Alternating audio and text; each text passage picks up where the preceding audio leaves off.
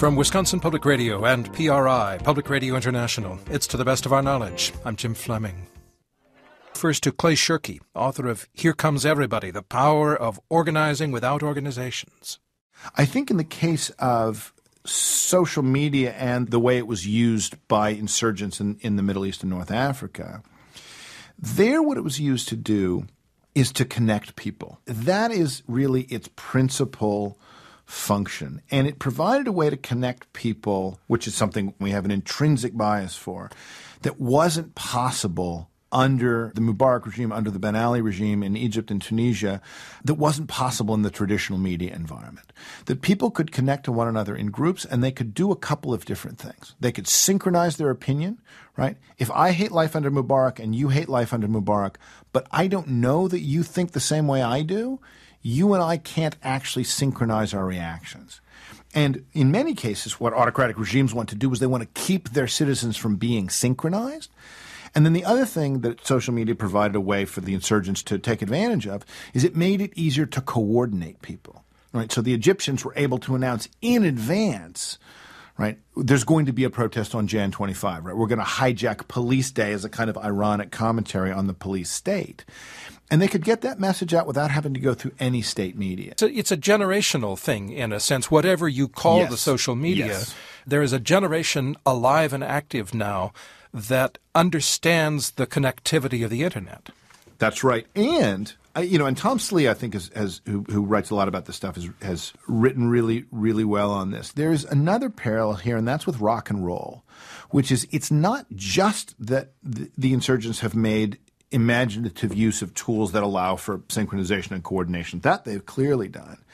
It's also that young people sense that there's something different in the culture that they have access to and their elders don't. And in the same way that rock and roll in the 60s carried some specific and overt political messages, but also carried a message that to the young people, your generation is special, you can do things your parents didn't do, that there was clearly some sense on the part of both the young people turning out and on the part of the elders watching them that this business of overthrowing Mubarak, which had been a dream for decades, was going to be accomplished by people who didn't know that they couldn't do it. And that some of that sense of specialness came from participating in this cultural change, what Emily Nussbaum calls the greatest generation gap since rock and roll. And I think at least some of what we're seeing with the adoption of these tools is a sense that they either make us or tell us that this generation of young people is special. What's interesting is that the people who developed this technology, who made it all possible, didn't see this use. Oh, yes, right. The classic mistake in network theory is to overemphasize access to electronic resources and to underemphasize access to human resources. Consistently, it's happened with the rise of the Internet itself. It happened with the rise of the web. People have thought, oh, well, you'll be able to get access to information and databases and so forth. They built the original Internet around those principles, and it didn't actually get used very much. But when they ported email over from another system, email became 75% of the Internet's traffic within 3 months of its introduction. So we have consistently overemphasized access to information and consistently underemphasized access to each other. And it was the access to each other part that the insurgents, and we can now say the revolutionaries, used so beautifully in the Middle East and North Africa. The desire to connect. The desire to connect is what it's all about. To be synchronized, to have this group of people who, not only care about and want the same rough political goals wherever they disagree, but are willing to turn out in the streets for each other. That picture from Tahrir Square of the Coptic Christians holding hands at Friday prayers around the Muslims so that the Egyptian state wouldn't attack. It's just the most extraordinary thing. And that was real-world protest by people who turned out into the streets. But the precursor was those people getting to know each other and coming to trust each other. And some of that had been built up, using these social tools to just build up the kind of trust that it was going to take for people to actually risk their lives for one another. The other side of this is the world against which they are protesting, which so far hasn't found a way to counter it, but that doesn't mean they won't. governments, businesses, they know how to survive, and you have to wonder if they aren't going to find one here. Right. Well, so this is the big debate in these conversations right now. Evgeny Morozov has probably taken the strongest position, saying not only does the empire always strike back, but we should expect that at some point they will get the upper hand. He calls this the net delusion. I think he's absolutely right that the empire strikes back, and that certainly losers always learn more from losing battles than winners learn from winning them. That the dictators of the world are taking very good and copious notes right now.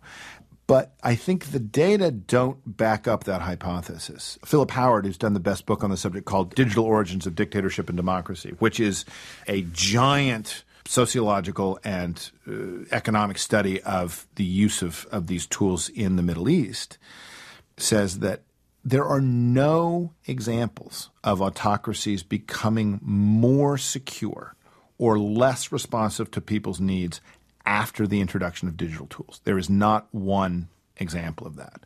So the state has ways of accommodating the threat, of reducing the threat in one way or another, but that none of those ways are as good as people not having access to the tools in the first place. Well, of course, they've tried that. They tried shutting down the internet in Iran, for instance, for a while. Right. They shut down the internet in Iran, shut down the internet in Egypt. But the thing is, that's a desperation move. By the time you do that, you've already announced that you're panicking.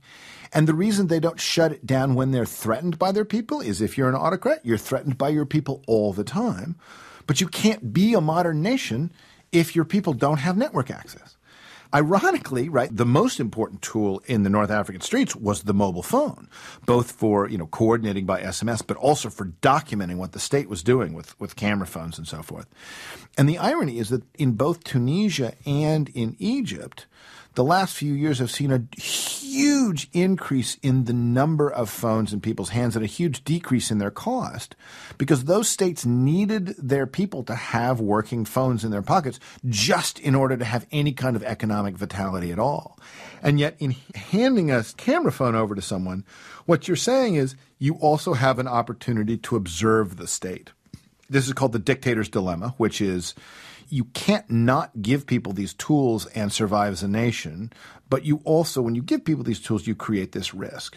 So my bet, contra Evgeny, is that the net effect of these tools is going to be better use by revolutionaries than by autocrats, even though the autocrats will be able to strike back.